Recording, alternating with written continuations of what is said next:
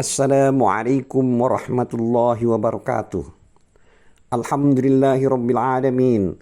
Wassalatu wassalamu ala asrafil mursalin Sayyidina Muhammad wa ala alihi wa sahbihi ajma'in. Amma ba'du. Baiklah, kali ini kita akan membahas ayat 20 sampai dengan 26 dari surat Al-Maidah. Adapun terjemahan dari surat Al-Maidah ayat 20 adalah sebagai berikut. Dan ingatlah ketika Musa berkata kepada kaumnya, "Wahai kaumku, ingatlah akan nikmat Allah kepadamu ketika Dia mengangkat nabi-nabi di antaramu dan menjadikan kamu sebagai orang-orang merdeka dan memberikan kepadamu apa yang belum pernah diberikan kepada seorang pun di antara umat yang lain." Terjemahan ayat 21 sebagai berikut. "Wahai kaumku, masuklah ke tanah suci Palestina yang telah ditentukan Allah bagimu, dan janganlah kamu berbalik ke belakang karena takut kepada musuh. Nanti kamu menjadi orang yang rugi." Selanjutnya ayat 22, artinya, mereka berkata, "Wahai Musa, sesungguhnya di dalam negeri itu ada orang-orang yang sangat kuat dan kejam. Kami tidak akan memasukinya sebelum mereka keluar darinya. Jika mereka keluar dari sana, niscaya kami akan masuk." Selanjutnya ayat 23, artinya, berkatalah dua orang laki-laki di antara mereka yang bertakwa, yang telah diberi nikmat oleh Allah. Serbulah mereka melalui pintu gerbang negeri itu. Jika kamu memasukinya, niscaya kamu akan menang. Dan bertawakallah kamu hanya kepada Allah jika kamu orang-orang beriman. Selanjutnya ayat 24, artinya, mereka berkata, "Wahai Musa, sampai kapanpun kami tidak akan memasukinya selama mereka masih ada di dalamnya. Karena itu pergilah engkau bersama Tuhanmu dan berperanglah kamu berdua. Biarlah kami tetap menanti di sini saja." Selanjutnya ayat 25, artinya, dia Musa berkata, "Ya Tuhanku, aku hanya menguasai diriku sendiri dan saudaraku. Sebab itu pisahkanlah antara kami dengan orang-orang yang fasik itu." Selanjutnya ayat 26, artinya, Allah berfirman, "Jika demikian, maka negeri itu terlarang buat mereka selama 40 tahun. Selama itu mereka akan mengembara kebingungan di bumi. Maka janganlah engkau Musa bersedih hati memikirkan nasib orang-orang fasik itu." Demikian terjemahan dari ayat 20 sampai dengan 26 dari surat Al-Maidah. Di sini Allah Ta'ala berfirman, mengabarkan tentang hamba, rasul, dan orang yang diajak bicara dengannya, yaitu kalimullah Musa bin Imran alaihissalam, tentang peringatan yang dia sampaikan kepada kaumnya berupa nikmat-nikmat Allah dan pertolongannya, dan bahwa Allah telah memberikan kebaikan di dunia dan di akhirat kepada mereka seandainya mereka istiqomah dalam jalan yang lurus. Dalam ayat 20 yang telah kita bicarakan tadi di atas, yaitu ayat 20 surat Al-Maidah, Allah telah berfirman yang artinya, "Dan ingatlah ketika Musa berkata kepada kaumnya, 'Hai kaumku, ingatlah nikmat Allah atasmu ketika Dia mengangkat nabi-nabi di antaramu.'" Maksud dari ayat ini adalah setiap kali seorang nabi wafat, maka bangkit dari tengah-tengah kalian itu seorang nabi yang lain. Yakni semenjak nenek moyang kalian, yaitu ini Ibrahim, dan sampai dengan nabi-nabi berikutnya. Begitu juga terjadi bagi Bani Israel. Di tengah-tengah mereka senantiasa terdapat nabi yang mengajak manusia untuk kembali ke jalan Allah dan memperingatkan akan siksaan dari Allah Subhanahu wa taala, hingga diakhiri dengan Isa binti Maryam alaihi salam. Setelah itu Allah Ta'ala mewahyukan kepada penutup para nabi dan rasul secara mutlak, yaitu Muhammad bin Abdullah sallallahu alaihi wasallam, yang dinisbatkan kepada Ismail bin Ibrahim alaihi salam. Beliau, Nabi Muhammad sallallahu alaihi wasallam, adalah nabi yang paling mulia dari nabi-nabi sebelumnya. Di dalam kalimat dalam ayat 20 yang telah kita bacakan tadi, yaitu dari surat Al-Maidah, terdapat kalimat dan dijadikannya kamu orang-orang merdeka. Di sini Ibnu Abbas, diriwayatkan dari Ibnu Abbas bahwa kata mulukan maksudnya adalah orang-orang yang memiliki pelayan, istri, dan rumah. Al-Hakim meriwayatkan dari Ibnu Abbas, ia berkata bahwa kata mulukan artinya orang yang memiliki pelayan dan istri. Firman Allah Ta'ala pada ayat 20 surat Al-Maidah terdapat kalimat, dan diberikannya kepadamu apa yang belum pernah diberikan kepada seorang pun di antara umat-umat yang lain. Terkait dengan ayat ini, Ibnu Abbas berkata, maksudnya adalah orang-orang yang pada saat itu berada di antara mereka.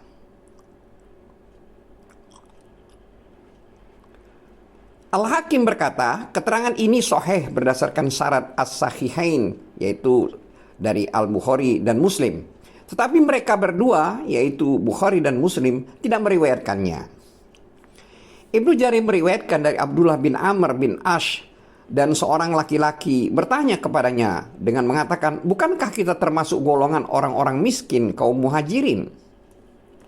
Maka Abdullah balik bertanya, bukankah kamu memiliki seorang istri, tempat kamu menenteramkan hati? Ia menjawab, iya benar. Abdullah berkata, bukankah kamu memiliki tempat tinggal? Ia menjawab, iya benar. Abdullah berkata lagi, kalau begitu kamu termasuk orang yang kaya. Lalu lelaki itu berkata, sesungguhnya aku memiliki seorang pelayan. Maka Abdullah berkata, jika demikian, maka kamu termasuk adalah seorang raja. As-Suddi menafsirkan firman Allah, yaitu kalimat dari ayat 20 yang artinya, dan menjadikan kamu sebagai orang-orang merdeka, itu maksudnya adalah seorang yang merdeka itu adalah seorang di antara kalian yang memiliki diri, harta, dan keluarga. Hal ini diriwayatkan oleh Ibnu Abi Hatim dalam sebuah riwayat. Disebutkan bahwa Rasulullah SAW bersabda, yang artinya, barang siapa yang di waktu pagi sehat jasmaninya, merasakan ketentraman hati, dia memiliki makanan untuk hari itu, maka sungguh seakan-akan dunia telah dikumpulkan untuk dirinya. Selanjutnya, dalam kalimat yang terdapat dalam ayat 20 surat Al-Maidah ini, yaitu firman Allah yang artinya, dan diberikannya kepadamu apa yang belum pernah diberikan kepada seorang pun di antara umat-umat yang lain. Maksud dari kalimat ayat ini adalah umat-umat yang pada zaman tersebut. Hal ini karena Bani Israel adalah manusia paling mulia pada zaman mereka. Lebih baik daripada orang-orang Yunani atau orang-orang Koptik dan seluruh keturunan Adam. Sebagaimana firman Allah Ta'ala dalam surat Al-Jasiyah ayat 16 yang artinya, dan sungguh kepada Bani Israel telah kami berikan kitab Taurat, kekuasaan dan kenabian, kami anugerahkan kepada mereka rizki yang baik, dan kami lebihkan mereka atas bangsa-bangsa pada saat itu. Selanjutnya Allah Ta'ala berfirman mengabarkan tentang Musa dan perkataan Bani Israel kepadanya, yaitu pada surat Al-A'raf ayat 138 sampai 140. Yaitu antara lain artinya, mereka Bani Israel berkata, "Wahai Musa, buatlah untuk kami sebuah Tuhan berhala, sebagaimana mereka mempunyai beberapa Tuhan atau berhala." Maka Musa menjawab, "Sungguh kamu orang-orang yang bodoh. Sesungguhnya mereka akan dihancurkan oleh kepercayaan yang dianutnya, dan akan sia-sia apa yang telah mereka kerjakan." Dia Musa berkata, "Pantaskah aku mencari Tuhan untukmu selain Allah? Padahal Dia, Allah, yang telah melebihkan kamu atas segala umat pada masa itu." Ini adalah terjemahan dari ayat 138 sampai 140 dalam surat Al-A'raf. Jadi dimaksudkan dari ayat tersebut adalah mereka adalah orang-orang yang paling mulia pada penduduk di bumi, di dunia pada zaman mereka. Jika tidak, maka umat ini, yaitu umat Muhammad, adalah umat yang lebih mulia dibandingkan mereka. Lebih mulia di sisi Allah. Paling sempurna syariatnya, paling lurus agamanya, paling mulia nabinya, paling agung kekuasaannya, paling melimpah rizkinya, paling banyak harta dan keturunannya, paling luas negerinya, dan paling langgeng keperkasaannya. Sebagaimana Allah telah berfirman dalam surat Ali Imran ayat 110, "Kamu umat Islam adalah umat terbaik yang dilahirkan untuk manusia."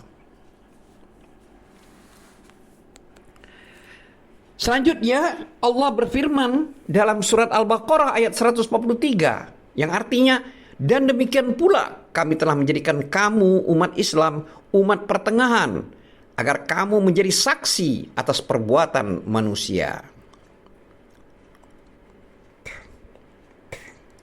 Di sini telah disebutkan beberapa hadis mutawatir tentang keutamaan, kehormatan, dan kemuliaan umat Islam ini di sisi Allah. Ketika menafsirkan firman Allah Ta'ala yang artinya, kamu umat Islam adalah umat terbaik yang dilahirkan untuk manusia. Selanjutnya Allah Ta'ala juga berfirman mengabarkan tentang anjuran Musa alaihissalam kepada Bani Israel untuk berjihad dan masuk ke dalam Baitul Maqdis yang sudah berada di tangan mereka sejak zaman nenek moyang mereka, yaitu Yakub alaihissalam. Ketika itu Yakub bersama anak dan istrinya pindah ke negeri Mesir pada saat Yusuf alaihissalam menjabat sebagai bendaharawan negeri tersebut. Mereka berada di sana hingga suatu saat keluar bersama Musa alaihissalam. Ketika mereka keluar, Baitul Maqdis telah dikuasai oleh sekelompok orang jahat, yaitu untuk memerangi musuh-musuh mereka. Maka Musa alaihissalam memerintahkan mereka untuk kembali ke Baitul Maqdis. Musa memberikan berita gembira dengan adanya pertolongan dan kemenangan dari Allah untuk mereka. Tapi mereka melanggar perintahnya, sehingga mereka tersesat di jalan. Mereka berjalan dalam keadaan yang membingungkan dan tidak mengetahui bagaimana caranya agar sampai pada tujuan. Mereka terus berputar di tempat yang sama sampai 40 tahun. Sebagai hukuman untuk mereka, karena mereka telah meremehkan perintah Allah Ta'ala. Maka Allah Ta'ala berfirman mengabarkan tentang Musa, bahwasanya ia berkata, yaitu dalam ayat 21 surat Al-Maidah yang artinya, "Hai kaumku, masuklah ke tanah suci Palestina." Kata Al-Muqaddasah artinya yang disucikan. Ibnu Abbas mengatakan tempat yang dimaksud itu adalah At-Tur dan sekitarnya. Begitu juga yang dikatakan oleh Mujahid dan selainnya. Dalam sebuah riwayat disebutkan bahwa Ibnu Abbas mengatakan tempat itu adalah Ariha. Begitu juga yang disebutkan oleh banyak ulama tafsir. Pendapat ini perlu dikoreksi karena Ariha bukan yang dimaksud dalam penaklukan kota yang mereka tuju, dan tidak juga berada di jalan mereka menuju Baitul Maqdis. Bani Israel tersebut datang dari negeri Mesir pada saat Allah membinasakan musuh mereka, yaitu Fir'aun. Lain halnya jika yang dimaksudkan dengan Ariha itu adalah Baitul Maqdis itu sendiri. Sebagaimana yang dikatakan oleh As-Sudi dalam riwayat Ibnu Jarir, bukan negeri yang sudah dikenal berada di ujung At-Tur dan di sebelah timur Baitul Maqdis. Selanjutnya firman Allah Ta'ala dalam ayat 21 surat Al-Ma'idah, yang artinya yang telah ditentukan Allah bagimu. Maksud dari firman Allah ini adalah yang telah Allah janjikan kepada kalian Bani Israel melalui lisan kakek kalian, yaitu Israel, bahwasanya yang mewarisi adalah orang-orang yang beriman di antara kalian. Sebagaimana firman Allah pada ayat 21, yaitu dalam kalimat, dan janganlah kamu lari ke belakang karena takut kepada musuh. Di sini maksud dari kalimat dalam ayat 21 surat Al-Ma'idah ini adalah, janganlah kalian melarikan diri dari jihad. Selanjutnya kalimat dalam ayat 21 tersebut adalah, nanti kamu menjadi orang yang rugi. Namun mereka berkata, yaitu tercantum di dalam ayat 22 surat Al-Ma'idah. Mereka berkata, wahai Musa, sesungguhnya di dalam negeri itu ada orang-orang yang sangat kuat dan kejam.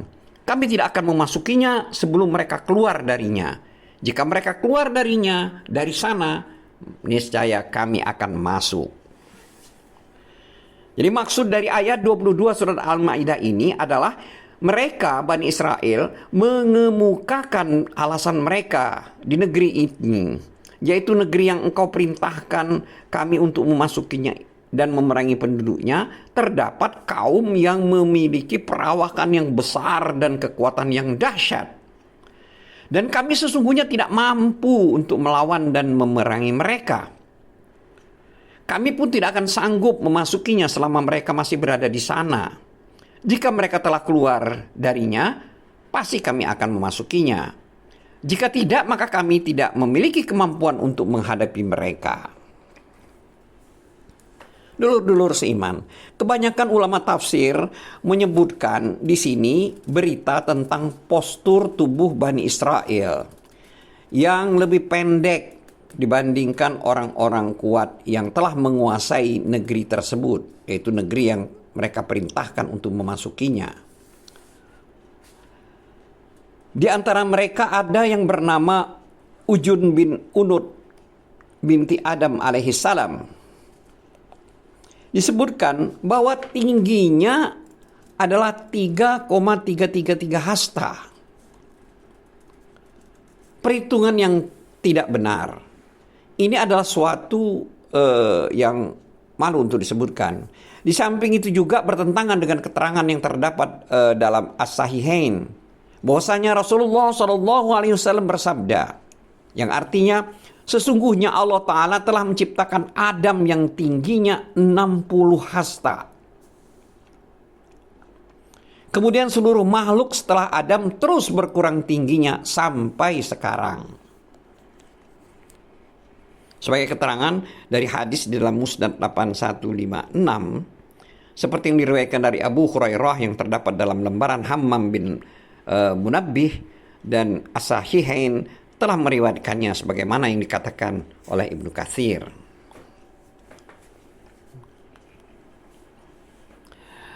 Selanjutnya ada yang menyebutkan bahwa orang tersebut kafir, anak hasil zina, bahwa dia terhalangi untuk menaiki perahu, lalu air bah tidak sampai kepada lututnya. Ini adalah dusta yang mengada-ngada. Karena Allah Ta'ala menyebutkan bahwa Nuh mendoakan keburukan terhadap penduduk bumi yang kafir dengan ucapannya yang telah disebutkan Allah Ta'ala dalam firman-Nya, yaitu dalam surat Nuh ayat 26. Yang artinya, dan Nuh berkata, "Ya Tuhanku, janganlah engkau biarkan seorang pun di antara orang-orang kafir itu tinggal di atas bumi." Kemudian Allah berfirman dalam surat Asy-Syu'ara ayat 119 sampai 120 yang artinya, kemudian kami menyelamatkan Nuh dan orang-orang yang bersamanya di dalam kapal yang penuh muatan. Lalu setelah itu kami tenggelamkan orang-orang yang tertinggal, orang-orang yang tinggal. Selanjutnya dalam surat Hud ayat 43 Allah berfirman yang artinya, Nuh berkata, "Tidak ada yang melindungi dari siksaan Allah pada hari ini selain Allah yang Maha Penyayang." Jadi jika anak laki-laki Nuh yang kafir saja tenggelam, maka bagaimana mungkin Ujun bin Unuk yang juga kafir dan hasil anak zina tidak tenggelam? Ini tidak masuk akal dan tidak sesuai dengan syariat. Di samping itu, pendapat tentang keberadaan seorang yang bernama Ujun bin Unuk perlu dikoreksi. Wallahu a'lam. Selanjutnya, firman Allah Ta'ala yang artinya, berkatalah dua orang lelaki di antara mereka yang bertakwa, yang telah diberi nikmat oleh Allah. Ini adalah kalimat dalam ayat 23 surat Al-Ma'idah.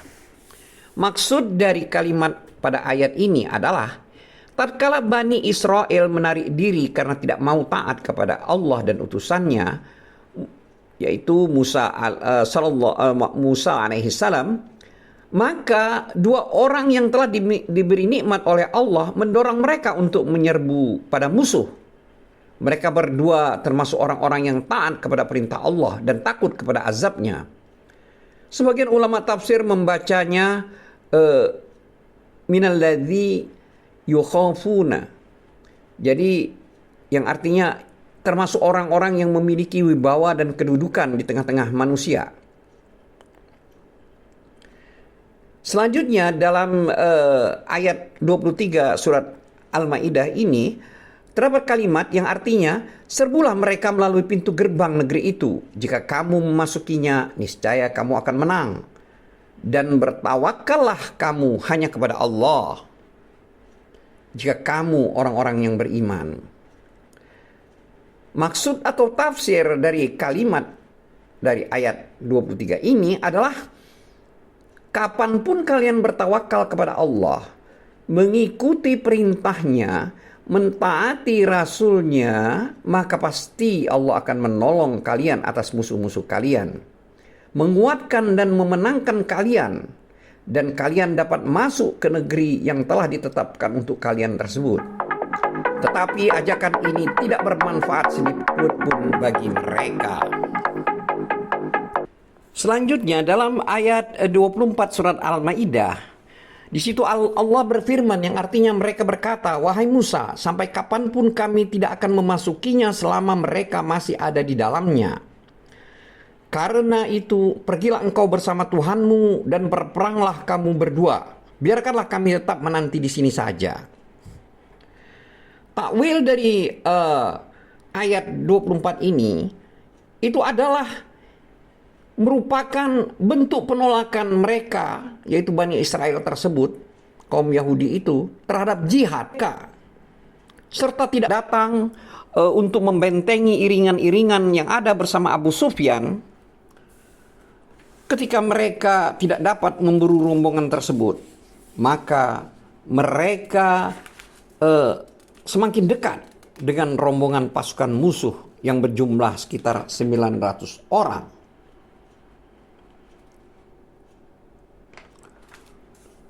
Hingga 1.000 orang tentara maksudnya di sini, dengan membawa perlengkapan perang. Maka Abu Bakar berbicara dengan baik, kemudian diikuti oleh para sahabat dari kalangan muhajirin. Sementara Rasulullah SAW bersabda, "Berilah aku masukan, wahai kaum muslimin." Beliau tidak mengucapkan demikian. Beliau tidak mengucapkan demikian, melainkan untuk mengetahui posisi kaum Ansor. Karena mereka pada saat itu adalah mayoritas. Maka Sa'ad bin Mu'az berkata, seperti yang engkau maksudkan adalah kami, wahai Rasulullah. Maka demi zat yang telah mengutus engkau dengan kebenaran, seandainya engkau bersama kami terhalang lautan, lalu engkau terjun ke dalam lautan tersebut, kami pun akan terjun bersama engkau. Tak seorang pun di antara kami yang akan mundur. Kami sangat ingin jika besok engkau menghadapi musuh bersama kami. Sesungguhnya kami dikenal orang-orang yang sabar dalam peperangan dan jujur dalam pertempuran. Semoga Allah memperlihatkan kepadamu tentang diri kami apa yang engkau senangi. Maka majulah bersama kami dengan keberkahan dari Allah. Rasulullah Shallallahu Alaihi Wasallam merasa gembira dengan apa yang dikatakan Sa'ad dan semangatnya yang menggebu-gebu. Ibnu Murduih meriwayatkan dari Anas bahwasanya Rasulullah Shallallahu Alaihi Wasallam tatkala berjalan menuju Badar, beliau mengadakan majelis musyawarah dengan kaum muslimin. Maka Umar mengemukakan pendapatnya kepada beliau. Lalu beliau meminta pendapat kaum muslimin. Maka kaum Ansor berkata, wahai kaum Ansor, berhati-hatilah kalian dari apa yang diinginkan Rasulullah Shallallahu Alaihi Wasallam. Mereka berkata, jika demikian kita tidak akan mengatakan kepada beliau sebagai mana yang dikatakan oleh Bani Israel kepada Musa. Pergilah engkau bersama Tuhanmu dan berperanglah kamu berdua. Biarkanlah kami tetap menanti di sini saja. Demi zat yang telah mengutus engkau dengan kebenaran, jika engkau maju hingga mencapai dasar sumur yang gelap, tentu kami pun akan maju bersama engkau. Hadis riwayat Ahmad, An-Nasai, dan Ibnu Hibban. Dulur-dulur seiman, termasuk orang yang mengikuti permusyawaratan pada saat itu adalah Al-Miqdad bin Amr Al-Kindi radhiyallahu anhu. Imam Ahmad meriwayatkan, Ibnu Mas'ud berkata, aku telah menyaksikan satu peristiwa dari Al-Miqdad sehingga aku menjadi sahabatnya, lebih aku cintai dibandingkan hal-hal duniawi lainnya. Ia mendatangi Rasulullah SAW yang sedang mendoakan keburukan bagi orang-orang musyrik. Ia berkata, wahai Rasulullah, kami tidak akan mengatakan seperti yang dikatakan oleh Bani Israel kepada Musa. Pergilah engkau bersama Tuhanmu dan berperanglah kamu berdua. Biarlah kami yang tetap menanti di sini saja. Akan tetapi kami akan berperang dari sebelah kanan engkau, sebelah kiri engkau, di hadapan dan di belakang engkau. Maka aku, Ibnu Mas'ud, melihat wajah Rasulullah SAW bersinar dan bahagia. Hadis riwayat Al-Bukhari. Selanjutnya Allah berfirman dalam ayat 25 surat Al-Maidah, yang artinya, dia Musa berkata, ya Tuhanku, aku hanya menguasai diriku sendiri dan saudaraku. Sebab itu pisahkanlah antara kami dengan orang-orang yang fasik itu. Maksud atau takwil dari ayat 25 surat Al-Maidah ini adalah, tatkala Bani Israel mundur dari peperangan, Musa alaihissalam marah kepada mereka. Lalu dia mendoakan keburukan atas mereka. Ya Tuhanku, aku hanya menguasai diriku sendiri dan saudaraku.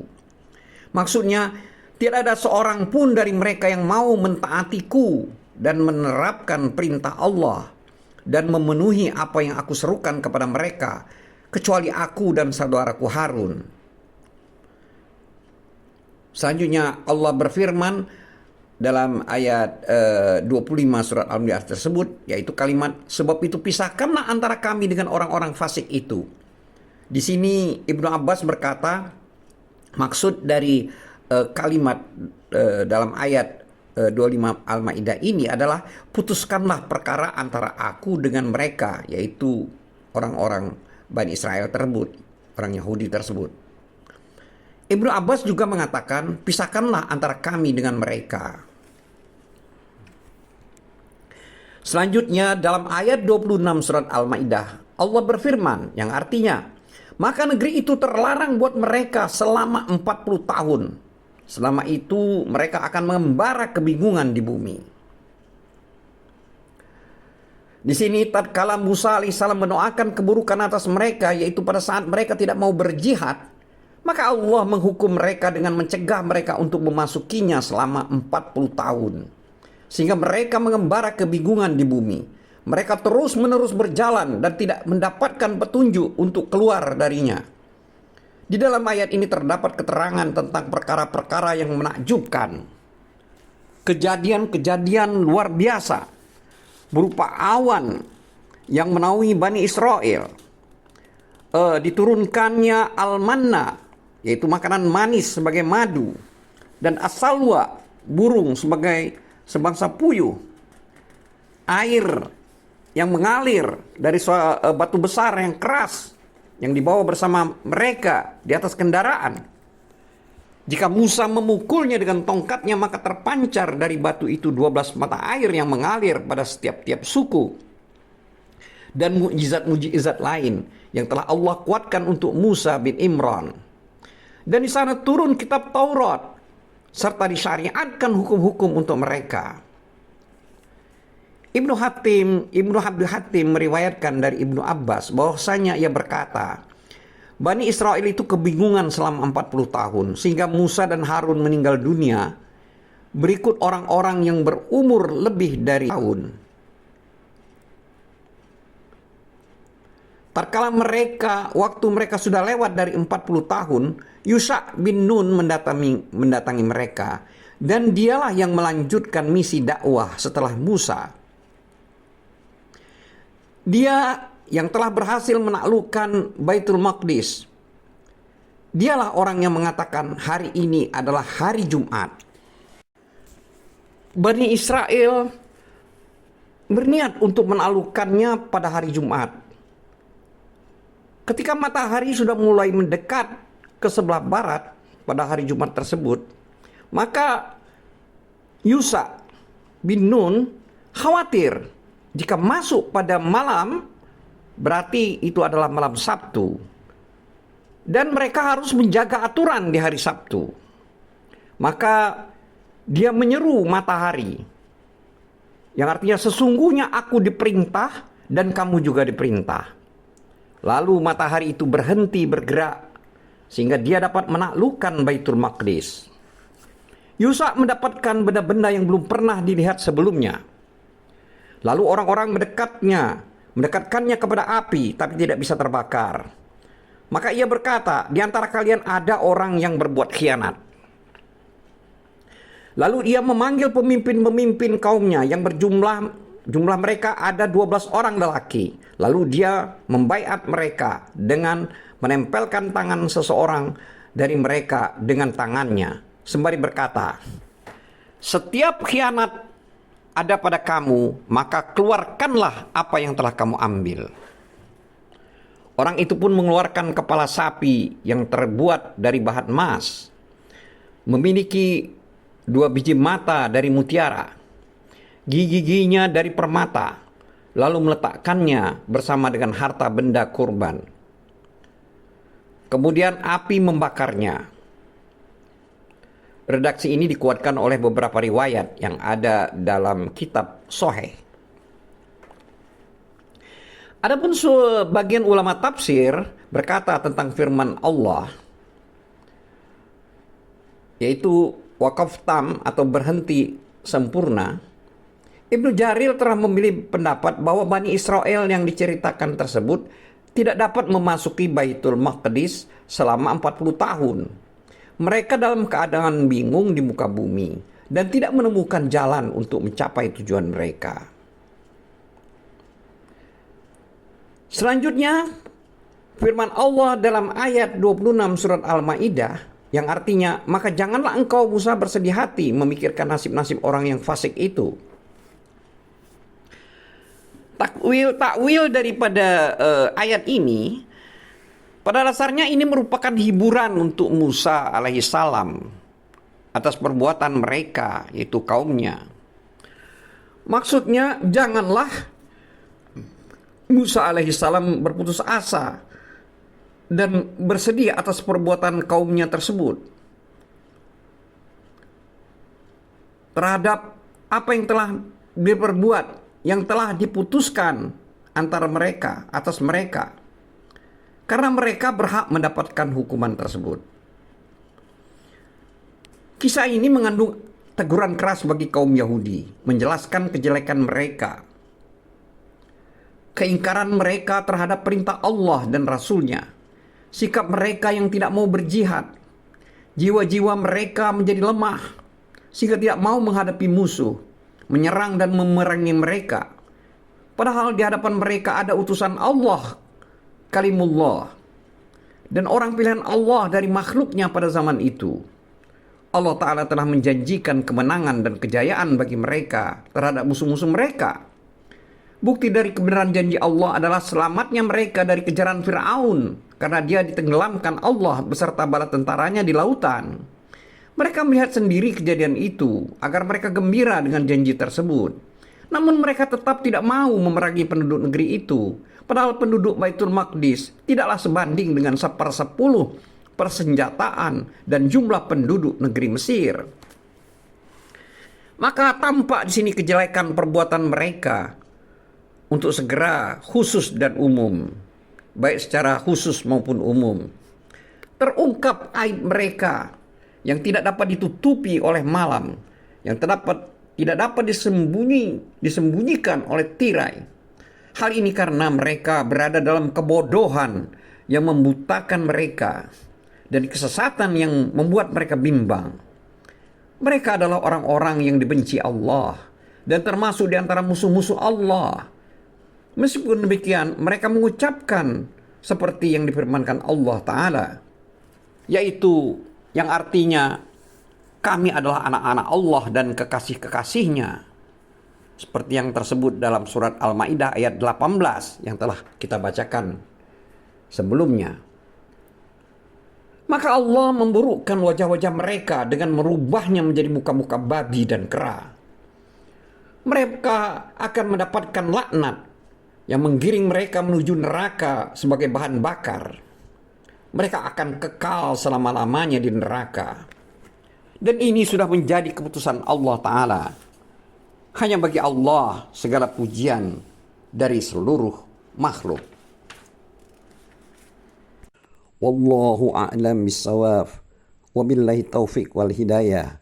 Wassalamualaikum warahmatullahi wabarakatuh.